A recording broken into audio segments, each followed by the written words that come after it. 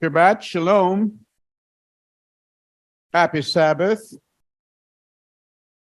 We're thankful again, beyond words, that Yah has made it possible that we can be here to worship Him in spirit and in truth. This morning, our subject is the molecular authority of Yah's name. The molecular authority of Yah's name. A molecule is two or more atoms connected by chemical bonds. And so molecules form the basis of chemistry. So why have I named it the molecular authority? A good question. But before we ascertain the rationale behind the subject, turn with me to the book of Shemot. That's Exodus, chapter 3. And we're going to look at verses 13 to 15. And Moshe said to Elohim, "See, when I come to the children of Israel, and I say to them, the Elohim of your fathers has sent me to you, and they say to me, what is his name?" Moshe says, I understand that you hear the cries of your people in Egypt, and you want to deliver them. But in Egypt, there are pantheons of gods. And Pharaoh doesn't have you on the list of his deities. What shall I say to them when I get to Egypt? What must I say to them? And Elohim said to Moshe, I am that I am. And a great many people have gone away thinking that his name is I am.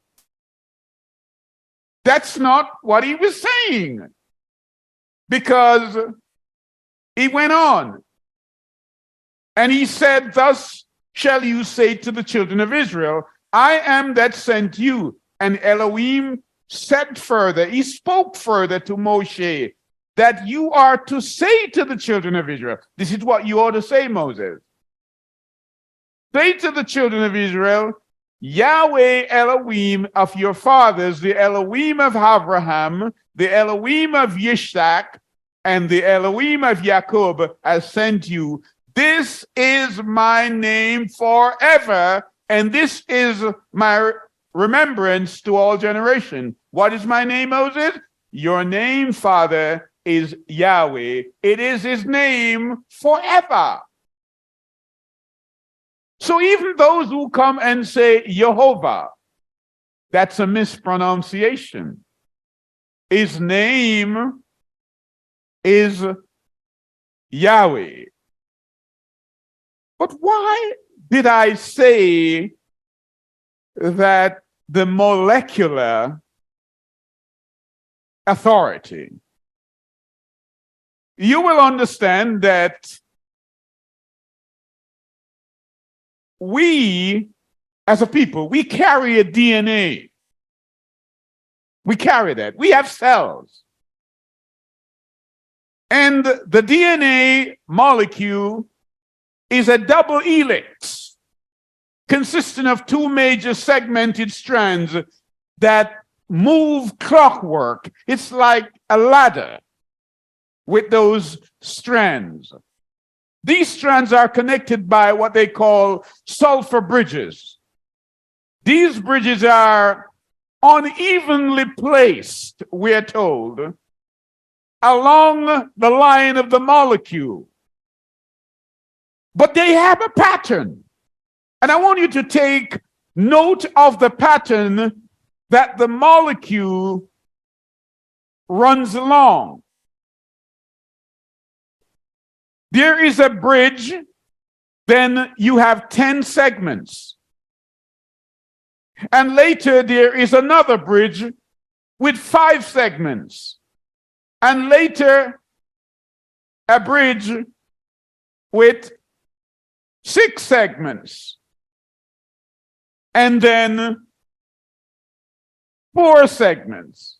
So along that line of molecule, you have this pattern of 10, 5, 6, 5. And it keeps repeating itself throughout the cells in your body and in my body. Are you with me? That's how we were designed. And so the scientists are becoming baffled. Because in Genesis 1 and verse 26 and 27, when he says, I made man in my own image, they have gone contrary to what the word has said and said, we evolve. But you know as much as I know that the Hebrew language is not only pictorial, but it has numbers and words. It's 3-dimensional. So when we look into that pattern of molecule, we see 10, 5, 6, 5. And that pattern consistently runs through our cells. But it may not mean much to you, but when you look at it in the context of the Hebrew language, you come to understand that 10 is Yud or Y. The next bridge is A, which is 5. And Vav is 6. And A, again, is 5. So that consistent molecule that runs through your cell is Yud A Vav A, meaning that when Yah designed you, he put his imprint right in your cell. And that when Moses asked the question, what is your name? And he said, my name is Yahweh. He signs your DNA. That's the tetragrammation that is translated to mean that his name is Yahweh. So when I say that our title, our subject today is the molecular authority of Yah, I am saying that every living organism that is made, that is alive today, has in their genes, as in their cell, YHVH, Yahweh. You know, when an artist puts his work together and he concludes his work, he signs the bottom, doesn't he? And gives his name. That's what Yahweh does when he designs us. And so, you know, when you end up calling him Jesus and God and all those Canaanite and Philistines deity, you really don't know what you're doing, because he's telling you that I designed you and I have my imprint. He said, I put my image in you. I made you in my image and I signed you with my own name. Moses said, what is your name? He's saying, go and tell Pharaoh that even Pharaoh, I signed off on Pharaoh.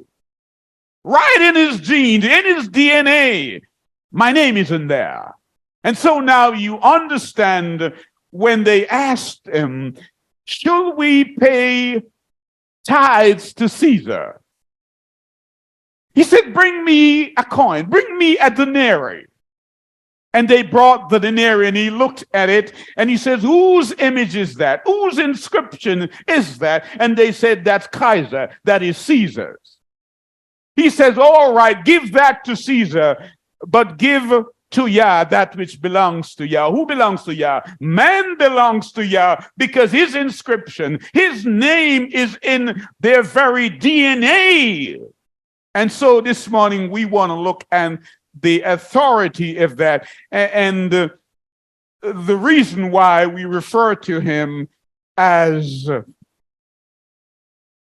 the Creator. It is important and respectful that we pronounce and use his name, isn't it not? Say, for example, a person's name is Desmond, and you didn't hear what his name was, and you tell another person that his name is Yesman. You defame the person's name or make his name libelous, because another person not understanding that would go away saying, oh, he's a yes man. And so you've got to understand when he says, my name is Yahweh, and it is for all generations. Are you with me?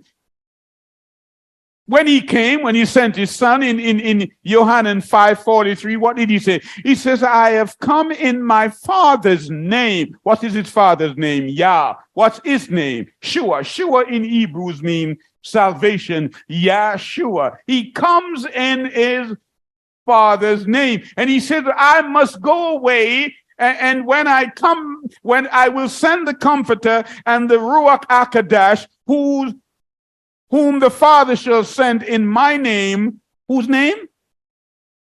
In his name. All three of them have the same name, according to Yohanan chapter 14 and verse 26. And so we read in the book of Luke, in chapter 2, that in the Hebrew family, a boy is usually blessed and circumcised on the 8th day.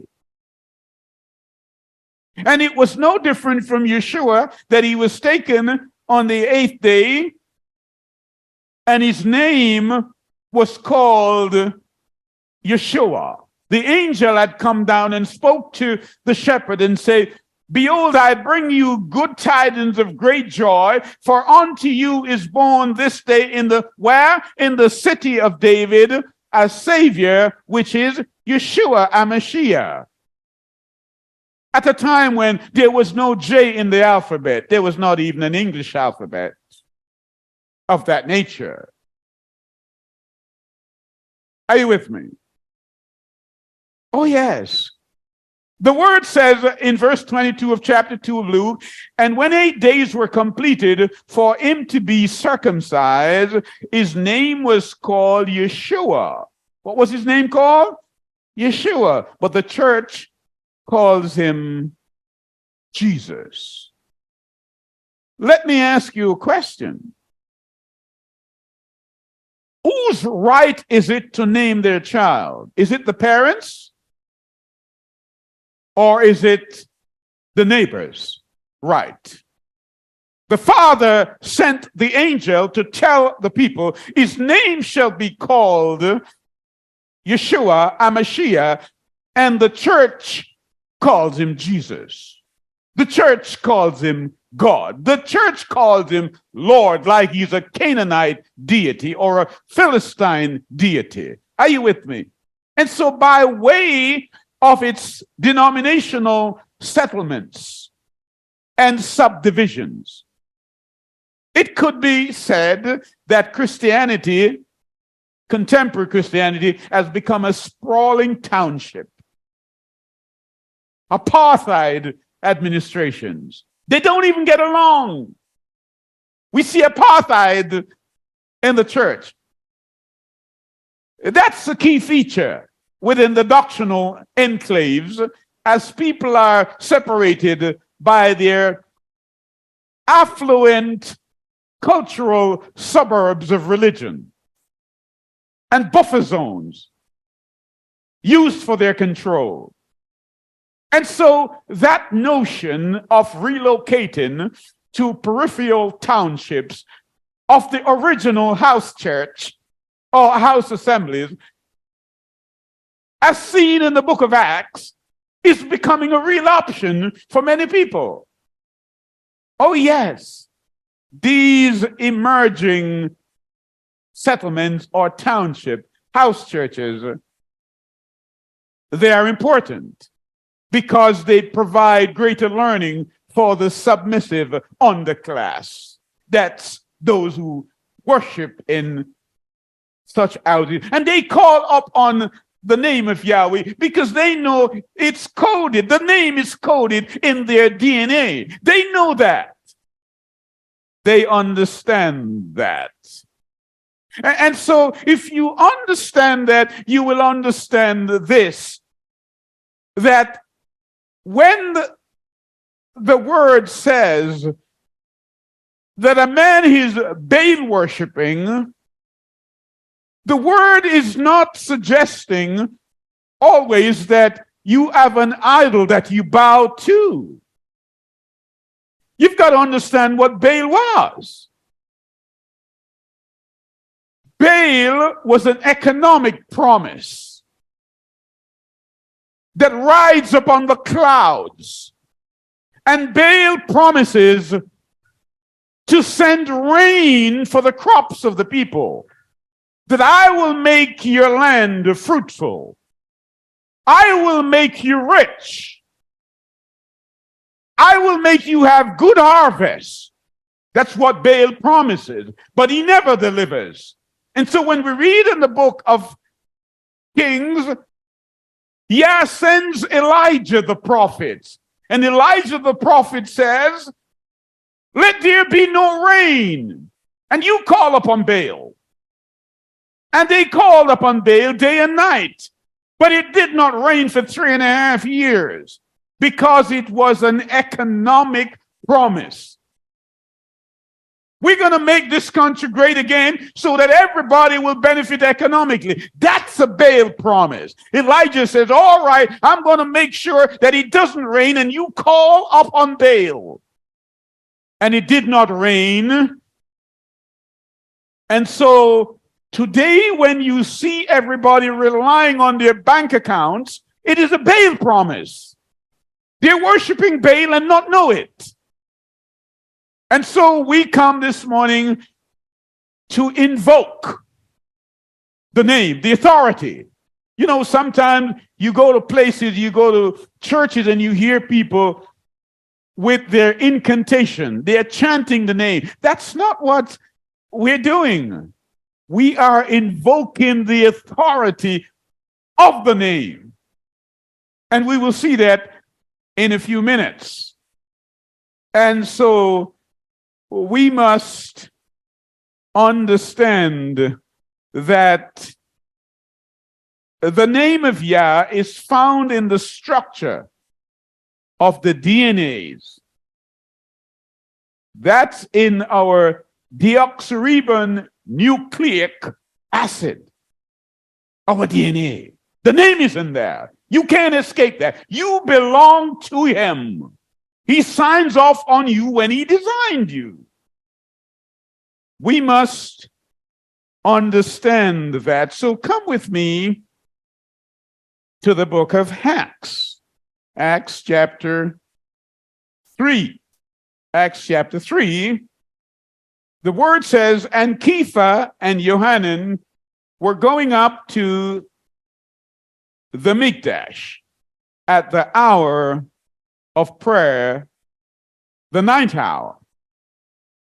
And a certain man, lame from birth, was carried, whom they laid daily at the gate of Mikdash, which is called Yapa, Gate of Beautiful, to ask alms from those enter into the Mikdash, into the temple, who, seeing Kepha and Yohanan about to go into the Mikdash, asked for ham. He's begging. And this is routine. He's there every day begging. Sometimes we see that at every intersection that we drive through town, people are there begging. And this was no different. And Kepha, with Yohanan looking steadfastly at him, looked at us, and he gave heed to them, expecting to receive whatever from them. But Kepha said, I do not have silver and gold, but what I do possess, this I give to you in the name of, in the what? In the name of Yeshua HaMashiach of Nazareth, rise up and walk. Kepha here invoke the authority of the name Yeshua. He said, money we do not have, gold we do not have, but such as we have, we give unto thee. Rise up and walk. And the word here says in verse 7, and taking him by the right hand, he lifted him up, and immediately his feet and ankle bones were made firm, and leaping up, he stood and walked and went in with them to the Mikdash, walking and leaping and praising Elohim. Did you hear that? Now, what intrigues me about all of this is that Moses asked the name, and Moses was given the name. If we go all the way back to Genesis chapter 32, we read of a situation where Jacob, the son of Isaac, had spent the night in the wilderness, sleeping, and then someone appeared unto him, an angel of Yah. And there was a wrestling all night with that man. A wrestling. And he wrestled all night. You better join me there so that we can read it for ourselves. It is found in chapter 32 in the book of Bereshit. And we're told that Jacob wrestled with this man. And when he wrestled with him, it's almost as if he was now getting tired. Verse 24 says, and Jacob was left alone, and a man wrestled with him until the breaking of day.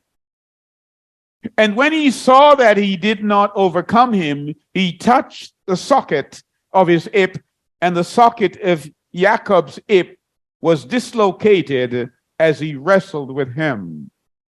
And he said, let me go, for the day breaks. But he said, I am not letting you go until you have baraked me, until you bless me. So he asked him, what is your name? And he said, Jacob.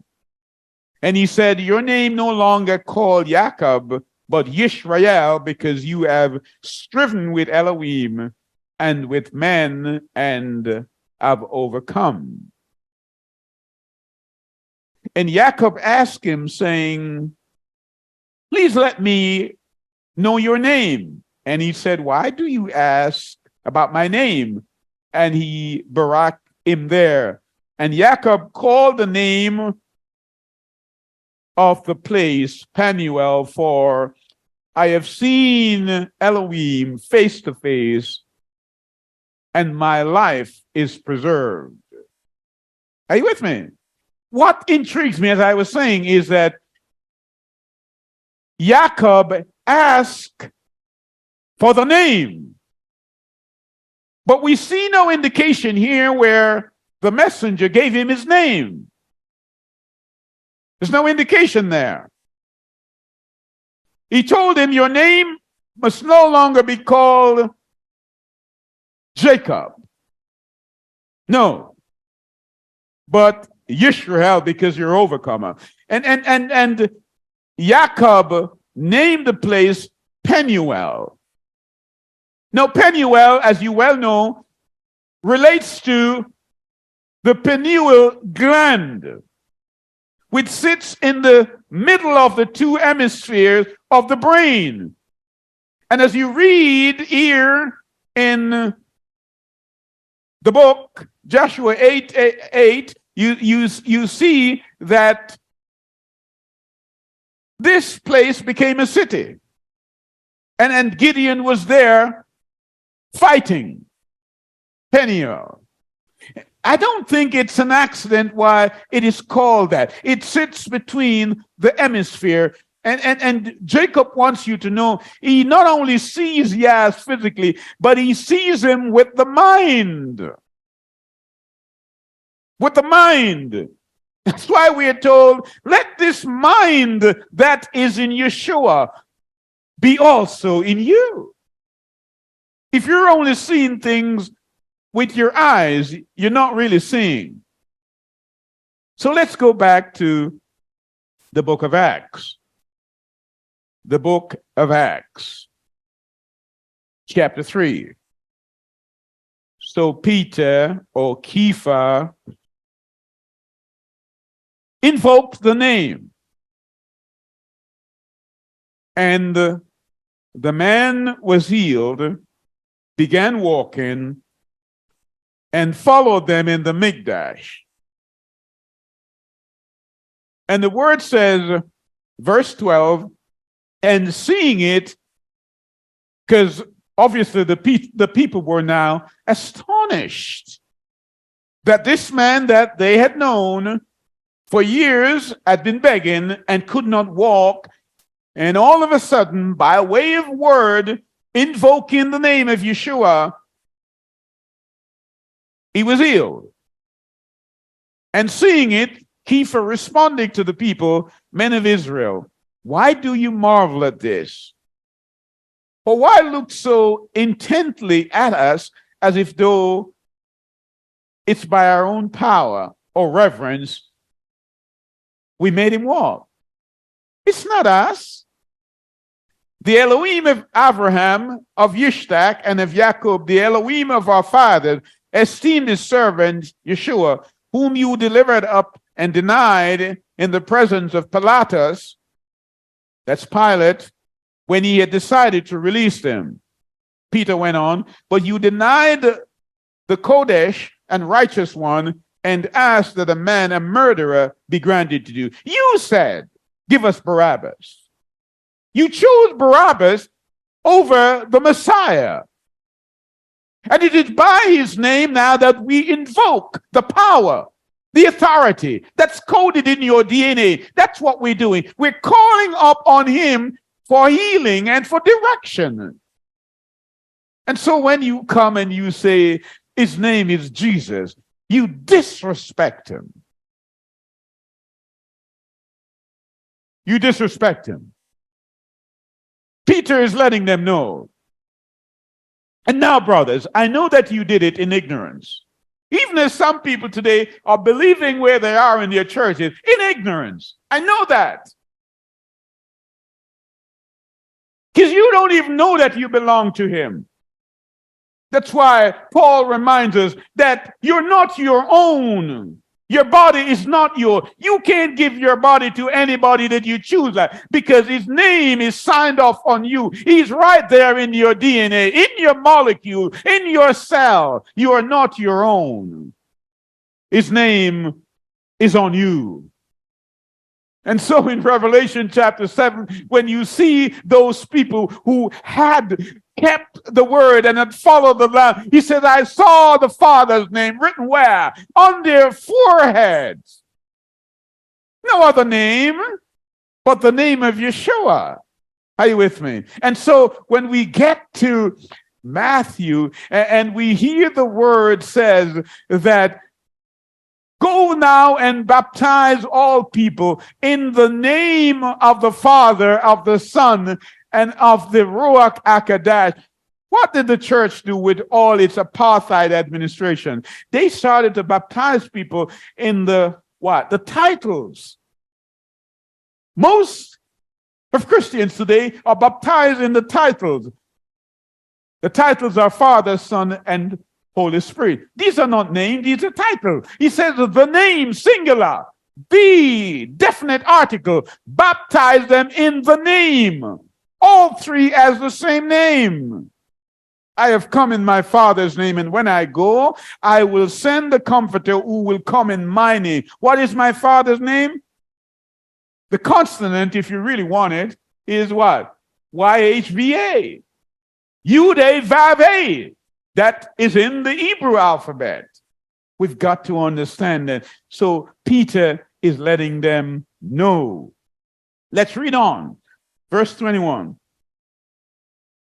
Whom the Shamayim need to receive until the time of restoration of all, of which Yahweh spoke through the mouth of all the Kodesh Nebim, that's prophets, since of old. For Moshe truly said to the fathers, Yahweh your Elohim shall raise up for you a Nabib, a prophet like unto me from your brother. Him you shall hear according to all what he says to you. Now let's hold it there, because perhaps sometimes we've read too fast over this. Who is speaking here? Kepha, who was a recipient eyewitness to the crucifixion. So Peter is addressing the people and letting them know, you killed an innocent man. You chose Barabbas over him. And he made reference to what? He made reference to Deuteronomy chapter 18. Let's go there. Deuteronomy chapter 18, that's Devarim, and we're going to read verse 15, reading on. It says, Yahweh, this is Moses speaking now in Devarim. He says, Yahweh your Elohim shall raise up for you a Nabi like me from your midst, from your brothers. Listen to him. According to all you ask of Yahweh your Elohim in Oreb in the day of the assembly, saying, let me not hear again the voice of what? Yahweh my Elohim, nor let me see this great fire anymore. And Yahweh said to me, what they have spoken is good. I shall raise up for them a Nabi like you out of the midst of the brothers, and I shall put my words in his mouth, and he shall speak to them all that command him. Let's go back to the book of Acts. So, Kepha here is addressing the issue, but he's making reference to Devarim chapter 18. He's saying, listen to me, he's saying in the last day, subsequent to Moses, he is going to raise up a prophet. That prophet is a Messiah. Where is he raising him up from? He's raising him from among his brothers, from among the Jews, from among the Hebrew people. And many of you have spent time listening to Gentile prophets. Are you with me? And that's why the Gentile prophets are always wrong. Moses said, no, he's coming from among his brothers, from among the Hebrew people. Listen to him when he comes. And so he warns you in Matthew 24, they're going to be what? False prophets. They're all Gentiles. Because why? They say that they're Gentiles. They do not accept themselves to being an Israelite. An Israelite is someone who is baptized in Yeshua and follow his way. They keep the Sabbath and they keep the feast days. That is an Israelite. And that's what he named Yaakov. He said, you are an Israelite, I am Yeshua. There is a link between us. We've got to understand that. He is coded in our deoxyribonucleic acid. Are you with me? He is in our DNA. You cannot expunge him, regardless of what you believe. He wants you to know that.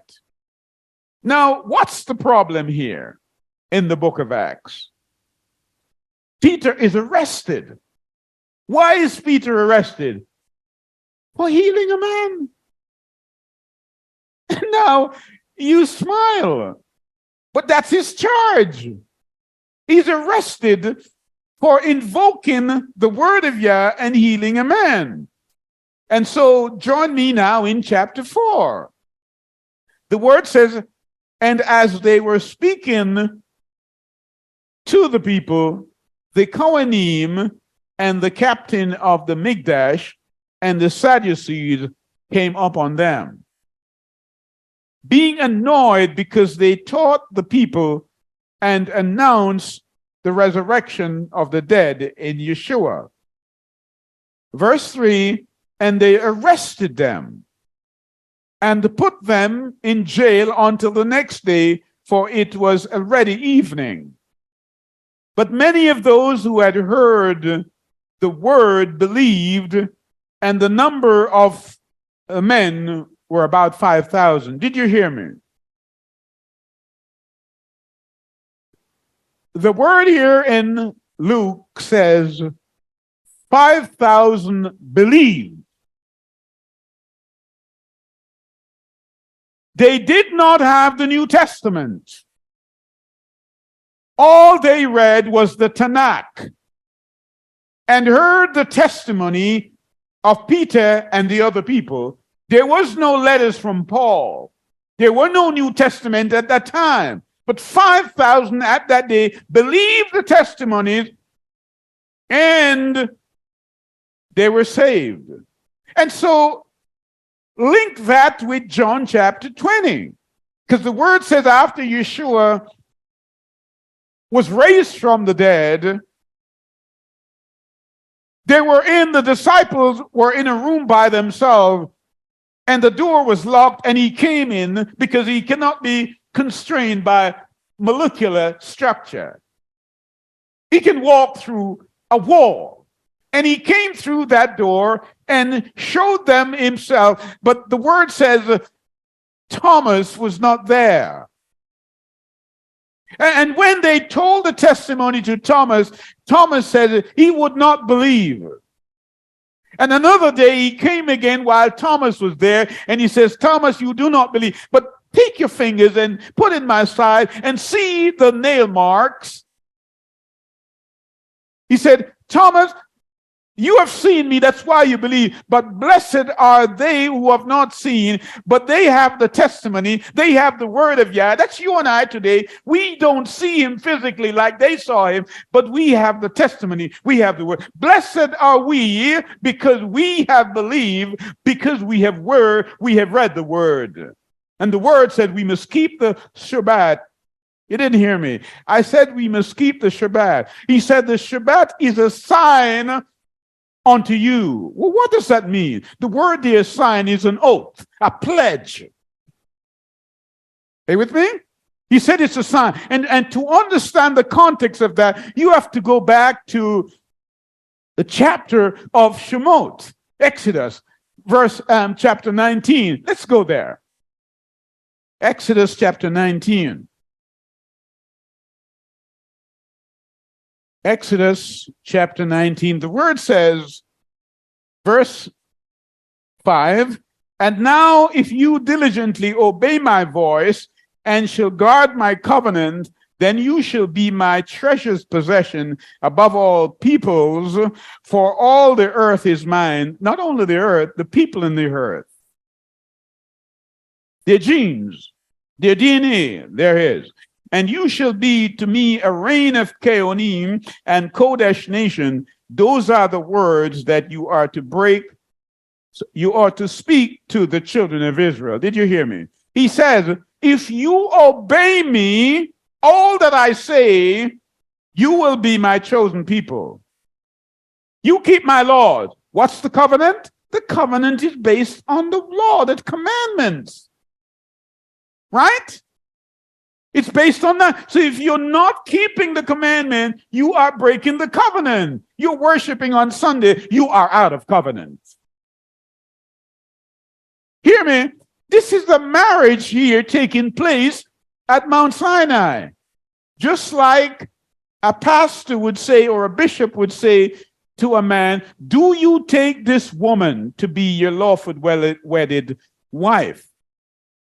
Yah said, if you obey me, I will be your husband and you will be my wife. What did Israel say? Israel said, all that Yah said, we will do. Isn't that what he said? Then he said, he comes down in chapter 20 and he says, the Sabbath is a sign. That's the ring you're going to wear. That's the oath, that's the pledge. When you don't wear the Sabbath, people will not know that you're married to me. When you see a wife out there and she doesn't have a wedding ring on, I know this is, troublesome for some cultures. They don't believe in ring. But he's saying the Sabbath is like the wedding ring. When you wear the wedding ring, everybody knows you're married. When you keep the Sabbath, they know which deity you serve. It's a sign. But if you just read the word sign in English, you just see sign. No, it's an oath. It's a pledge. This is a sign between me and you. Let's go back to the book of Acts. I just wanted to make that point. And so Peter is here arrested and taken away. And verse 5 says, and it came to be on the next day that their rulers and elders and scribes, as well as Anan the Cohen Agadal, that's the chief priest, and Caiaphas, and Johanan, and Alexandros, and as many as were descendants of the Cohen Agadal, assembled in Jerusalem. And having placed them in the middle, they asked, hear me, by what power or in what name did you do this? What is the authority? We are the people with authority around here. We are the leaders, and we are the only one with the authority. In whose authority did you do what you did? What's my subject? What's my subject this morning? The what? The molecular authority of Yah's name. They want to know by whose authority. We are the Sadducees. We control the temple. We tell the people what to do. We are the Kohen, Agadal, chief. And anything that happens around here, they're saying in effect, we run things. So they asked Peter, by whose power did you heal this man? We want to know. Oh, yes. Why shouldn't we know? Because they don't want this to be noised abroad that this man is dead, yet he's still healing. They don't want that to go out. Are you with me? Oh, yes. Let me read it again for emphasis. Verse 7, chapter 4. And having placed them in the middle, they ask, by what power or in what name did you do this? Then Kepha filled with the Ruach HaKodesh. He filled with what? The Ruach HaKodesh. Said to them, rulers of the people and elders of Yisrael, if today we are called to account for the good deed towards a sick man by whom he has been healed, let it be known to all of you and to all the people of Israel that in the name of Yeshua HaMashiach of Nazareth, whom you impaled, whom Yahweh raised from the dead, by him, this one man here stands before you. How? Healthy. We did not chant the name. It was not an incantation. We invoked his authority. We invoked the power. And he came and he raised this man. It's not me, Peter is telling them. It's not John. It's not Yohanan. It is the power that we invoked. There's no name like the name of Yeshua. And then you defame his character, because names are synonymous with character. So when you say he is Jesus, or he's a British baron, you call him Lord, or you call him God. What does he have to say in regards to that? How does it feel to be misnamed? Huh? How? You know, when people mispronounce another person's name, that person is quick to say, that's not my name. You know, your name is Joanne. No, my name is Joan. And we are very punctilious, you know, in that way, we want to correct it. Yeah? And so it's only respectful, is it not, that you correctly pronounce a person's name, because there is a character writing on that name. Are you with me? Jacob, you are no longer a thief. Your name is Israel. You've overcome. It doesn't matter what people think of you hereafter. Your name is Israel. If your name changed and your character doesn't change, then you haven't changed. That's what baptism is. The things you used to do, you don't do them anymore. It's a great change since I was reborn. Are you with me? And so he wants us to know that when we cross over the Euphrates of baptism into the promised land, Peter here in chapter 12 and 4 and verse 12, I should say, of the book of Acts, he's letting you know there is no other name that can deliver you. Now, we misunderstand that too. What is Peter telling them? Who is he talking to, and what were they waiting for? These people, they had read the book of Devarim. They understood chapter 18, and they were waiting for a deliverer. Just like they were waiting for Moses to deliver them. Are you with me? Why did they need a deliverer? Because they were under Roman rule. They were slaves to the Romans, as they were slaves prior to that to the Greeks. And that's why Judah Maccabees and all his brothers fought and delivered themselves.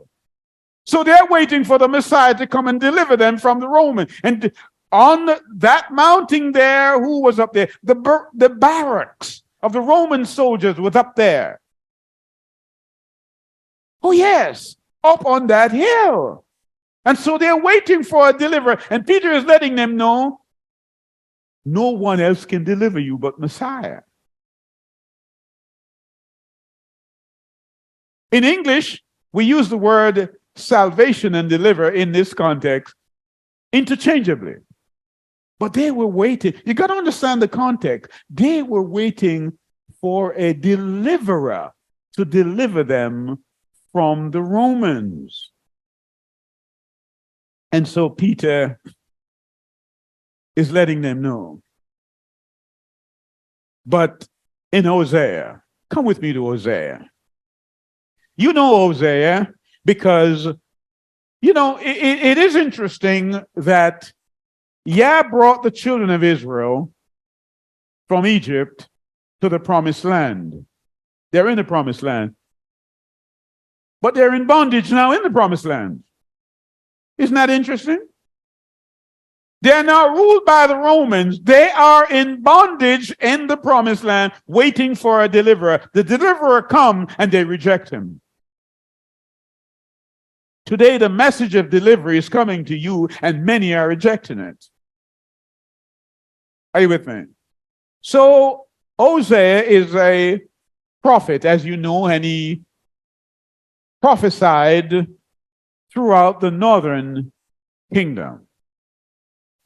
And things had gotten so bad that Yah said to him, Hosea, I want you to choose a wife of whoredom, a prostitute, because I want to dramatize through your life, through your experience, the experience that I have with Israel.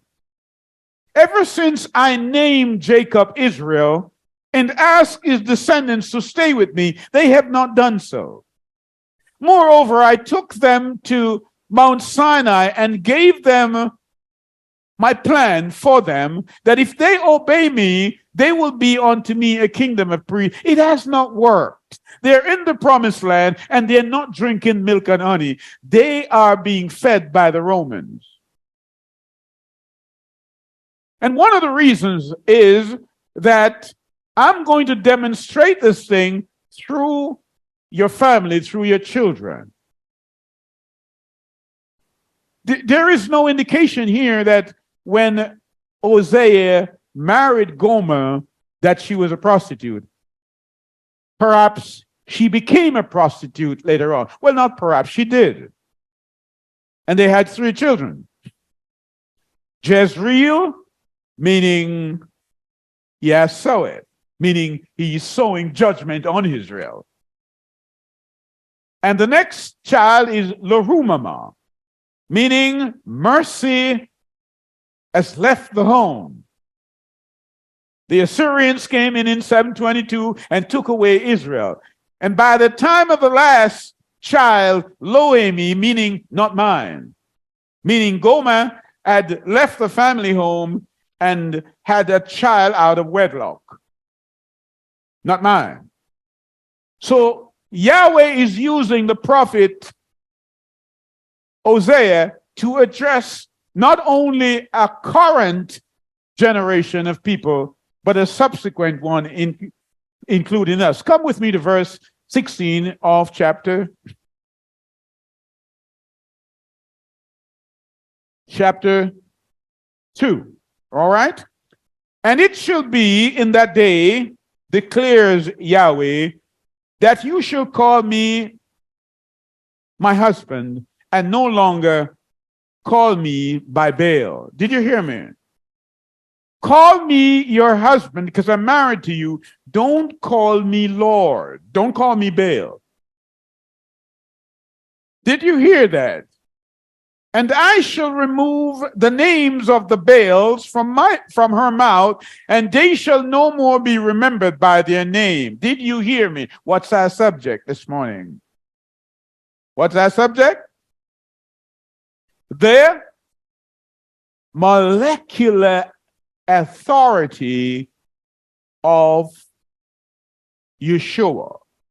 Don't call me Baal. Don't call me Lord. I am not a Canaanite deity. I have told Moses, the deliverer, my name, and I know Moses has told it to you, and you continue to call me Lord and to call my son Jesus. Don't call me that. In that day, in what day? The last day, the nowadays. And in that day, I shall make a covenant. I will what? I will make a covenant for them. I'm reading verse 18. With the beasts of the field and with the birds of the Shemaim and with the creeping creatures of the ground, when bow and sword and battle I break from the earth, and I shall make them lie down in safety. You won't run from iguanas anymore. Are you with me? The tigers won't trouble you. The lion won't trouble you. They will lie down with the lamb at that time. When you begin to address me and not libel my name and defame my name and call me other deities, which I'm not. I am that I am. Go and tell Pharaoh. Pharaoh says, I know not your God. Did you hear me? I know not your deity, says Pharaoh. Because in the pantheons of Egypt, Yahweh was not listed. And so when you continue to call him a name other than what he says we should call him, you are saying you belong to Pharaoh. And you are holding Yah's people in captive. Let my people go. My duty this morning is to let my people know. Are you with me? So Peter understood this. And Peter says, you can judge by yourself all that you want to do, but we cannot but speak what we have seen and what we have heard. It is by his name, the name Yeshua HaMashiach, that name that we invoke, and the authority came from him in this man, and he is healed. You killed him. Peter never said, I also betrayed him. Peter said, you killed him. I know you did it by ignorance. And some of you continue to call him Jesus by ignorance. Why? Because of the apartheid in your denomination, where they're teaching you this thing that his name is Jesus. How could it be Jesus when there was no J in the alphabet 500 years ago? You mean an angel came down from heaven and told you the child's name, that his father required him to be called Yeshua HaMashiach. That's what his father's name is. Can you imagine your neighbor coming around and telling you what your child should be called when you're blessing that child? Well, that's what the church has done. He said, a prophet will come from your brothers, not from the Gentiles.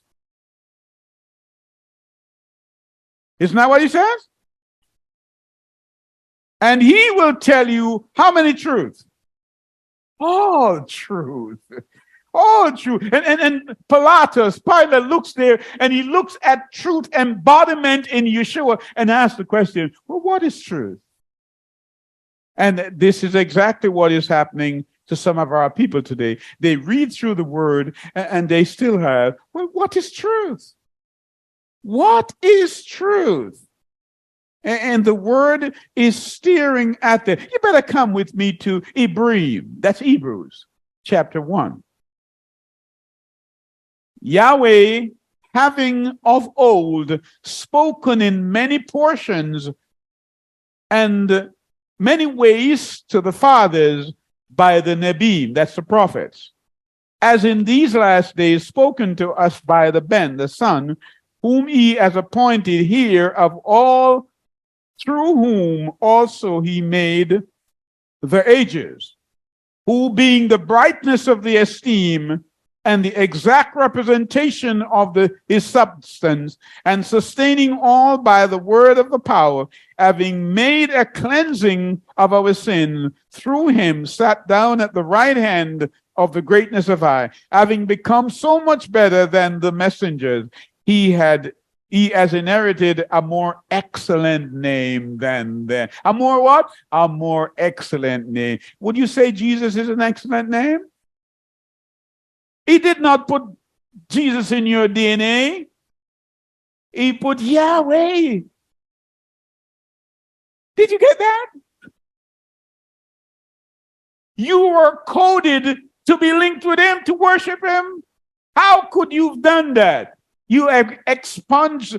In order to do that, you must expunge his name from your DNA. Can you do that? No, you can't. You are just rebellious. Are you with me?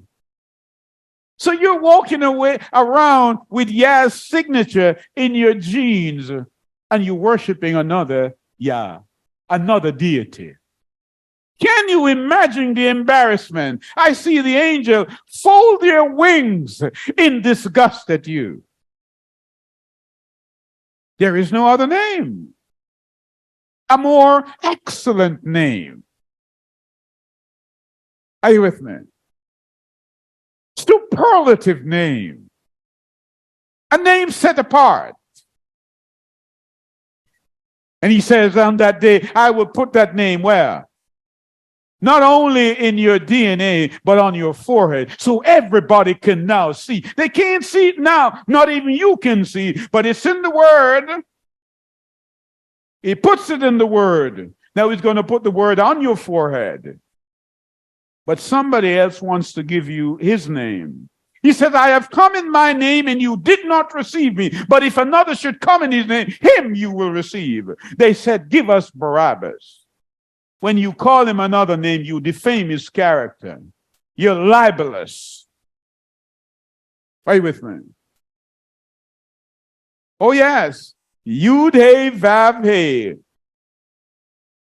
10, 5, 6, 5. You had those up? Comes to what? How many? 26, isn't it? Oh, yes. That's the numerics of the faith.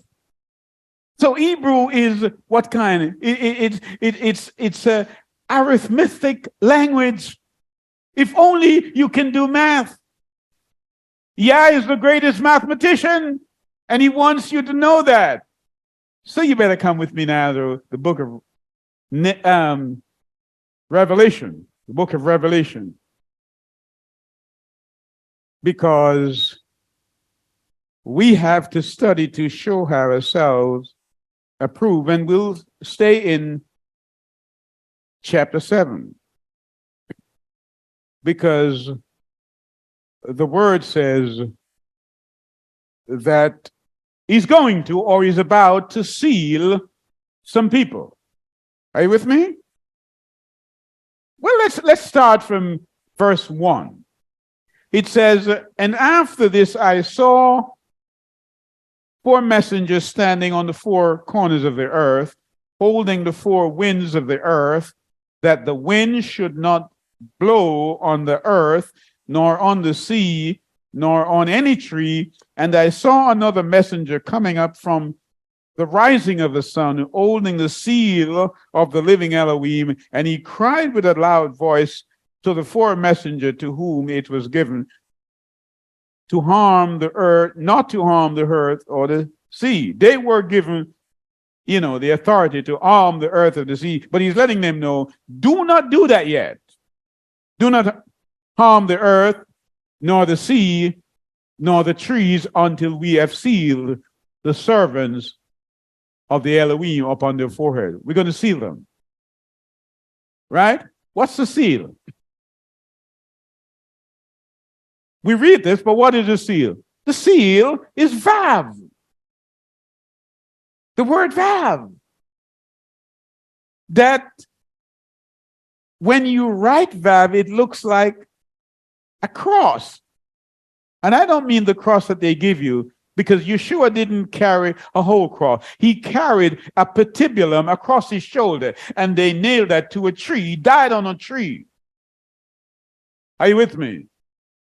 Not a cross that they gave you. He carried a cross beam, which was the patibulum, and they nailed that onto the tree. Because they told you, this is why they tricked us. They said, they show you 3 crosses. Isn't that what they did? And they said he was in the middle of the 3 crosses. And they said that when they came and they broke the leg of the one, right? And he broke the leg of the other one. If he was in the middle, that means they went past him, and therefore they broke the other one, and they come back in the middle. That's not what the word said. The word said it was a tree, and therefore he was in the middle, and they went from the right round to the left, and he was in the middle. That's how it worked. And by the time they get to him, he had died. But they give you a different picture. Stay in the word. Stay in the word. And so John here, Yohanan, wants you to know, don't hurt these folk. Don't hurt the earth here. Seal these people. Seal them. Put a seal on them. Why? Why is he going to seal them? Because they follow the Lamb wherever he goes. And they keep the feast days, and they keep the Sabbath. They wear the sign, the pledge of the Sabbath. That's their marriage ring. And so when people see them, they don't mess with them because they know they're married. Are you with me? It's a sign. He said it's a sign. If you don't have that sign, nobody knows that you're married to Yahweh. That's what the word says. Isn't that what he says? All right, you don't believe that. So come with me to the book of Exodus. And we will just read quickly chapter 31 in verse 12. And Yah spoke to Moses, saying, speak thou unto the children of Israel, saying, verily my Sabbaths, my what? You didn't hear me. I'm going to repeat that for lazy ears. I'm going to repeat that for ears that are delinquent. Are you with me? It says Sabbaths. Well, let me ask you a question. How many Sabbaths did Yah make? He made one weekly Sabbath. That's singular. Here he's speaking in the plural, which means it includes the feast days, the festival. He says, keep my Sabbaths, the weekly and the annual Sabbaths. Isn't that what he says? Speak thou unto the children of Israel, saying, verily my Sabbaths he shall keep, for it is a sign between me and you throughout how many generations? All generations, that ye may know that I am Yah, that what? Does sanctify you. Isn't that what he said? He shall keep the Sabbath, therefore, for this is holy unto you. Did you see that? You missed that, didn't you? Let me try again. He spoke first here of Sabbaths, plural. Then in verse 14, he speaks of Sabbath, singular. That's weekly. He shall keep the Sabbath, therefore, for it is a holy it is kodesh unto you. Everyone that defileth it shall surely be put to death. Breaking the Sabbath is a capital offense. I don't care what they say when they meet on Sundays, it is not a Sabbath.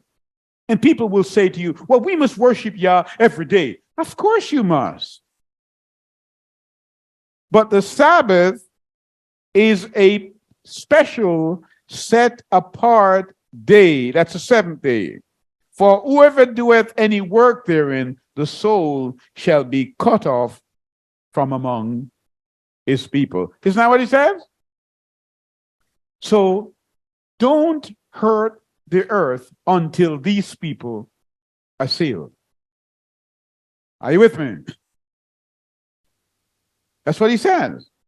In Revelation, let's go back there. Revelation chapter 7. Don't hurt them until they're sealed. And he says, and I heard the number of those who were sealed, 144,000, sealed out of all the tribes of the children of Israel. Whoa, whoa, whoa. If you are a Gentile person, you have a problem. It doesn't say any Gentiles are saved here or sealed. They're from what? The tribes of Israel. So you ought to be troubled that you have for years told yourself, not only you have been told by your bishop and your priest and your pastor that you're a Gentile and the day of worship is Sunday. He said, well, you have broken the covenant. On Mount Sinai, he said, I told them what the covenant is. If you keep my law, you will be unto me a kingdom of priests. That's what he told them. They said everything that Yah said we will do. Jeremiah 31 to 33 says, what does it say? It says, I will make a covenant in the last day with them. What covenant? I'll put the laws in their heart. Which law? The same one I gave them on Mount Sinai. You said, what? I said, okay, why are you looking at that? Look at Hebrews 8, verse 10. I will make a covenant with whom? The children of Israel. And while you're doing that, you better look at Hebrews 10, verse 16. What did he say? I will put my laws in their heart. What law? The same law that I gave them on Mount Sinai. And some churches teach that the laws are done away with.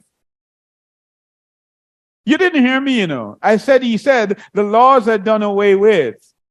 And they say, well, we're under grace.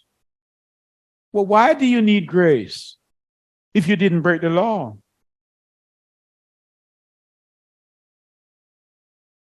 I told you, the prophets who come, and they come from Gentiles, he said, beware of them.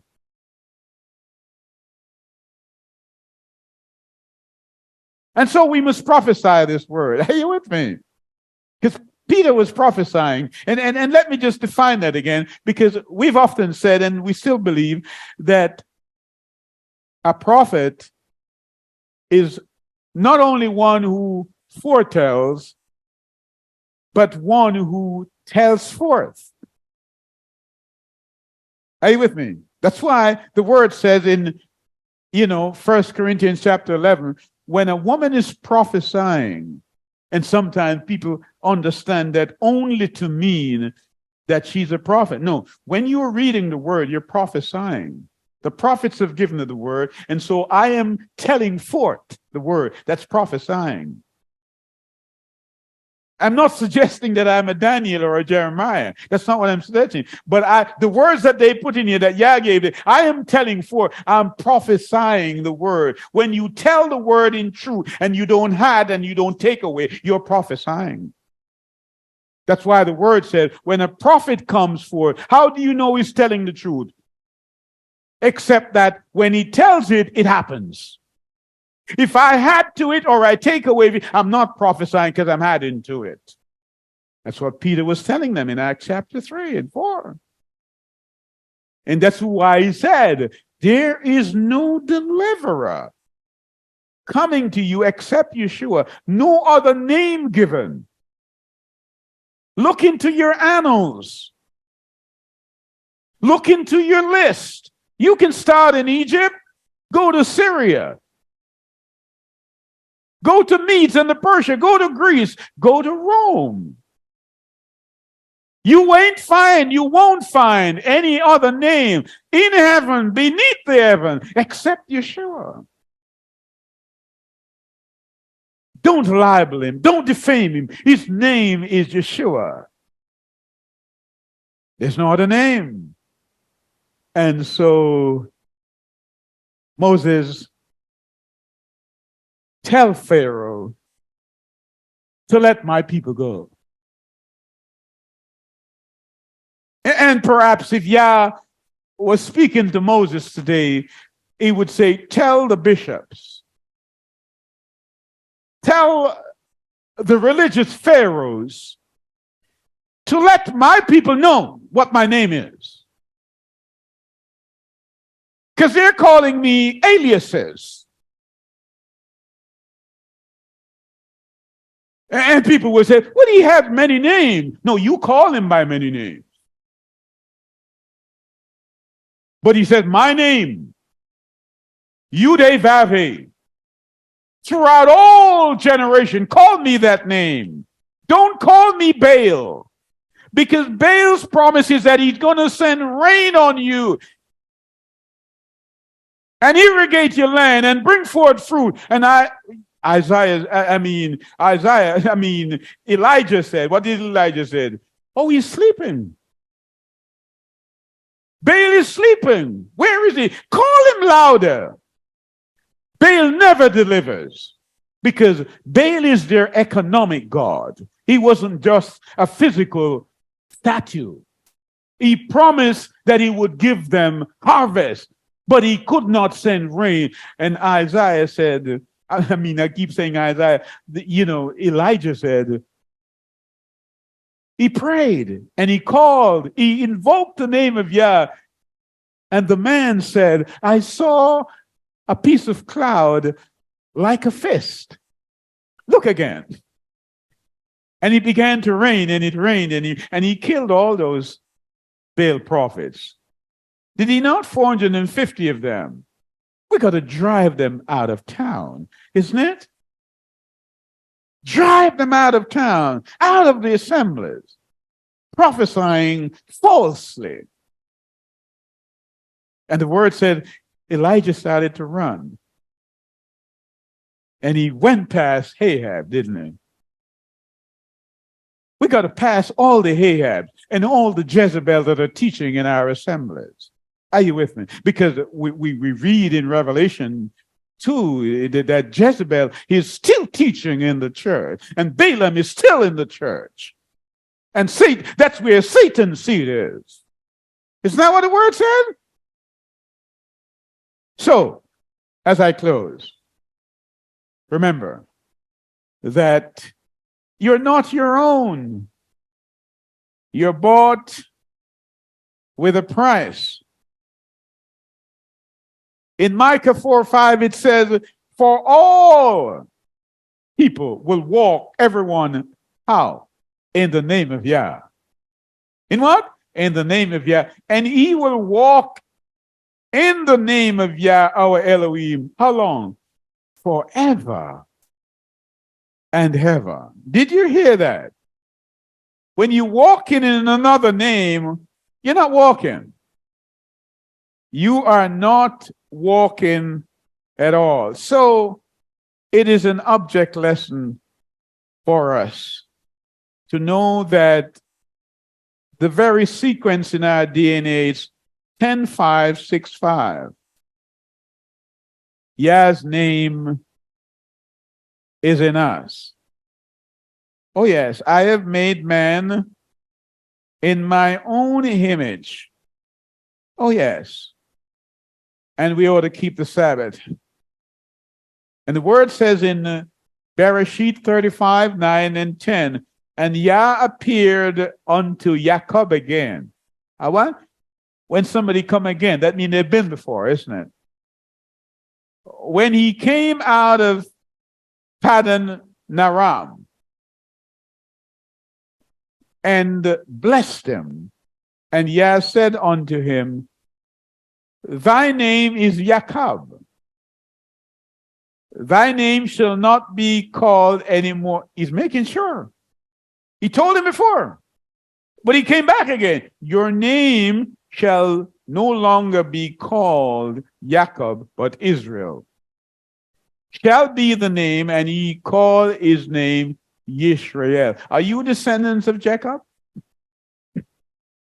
Well, you must be, because you came through that line, and he's the son of Isaac, and Isaac is the son of Abraham. And, Galatians 3:29 says, if you be in Yeshua, then you are a seed of Abraham. So you're a descendant of what? Jacob?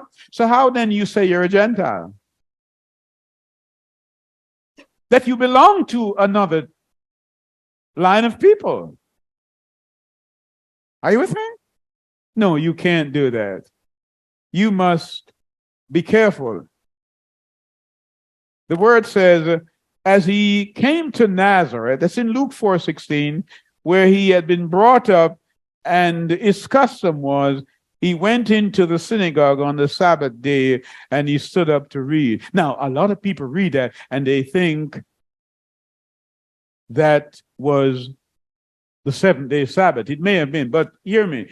The word wants us to know that he went into where? He went into the wilderness. When did he go into the wilderness? He went in there on the first day of Elul. That's the 6th month. And he spent 40 days. Hear me? And so when he came out from the 1st of Elul for 40 days, that takes us to where? The 10th day of the 7th month. He came out and he was into the temple in the day of Yom Kippur, the day of judgment. That's the day that he came out.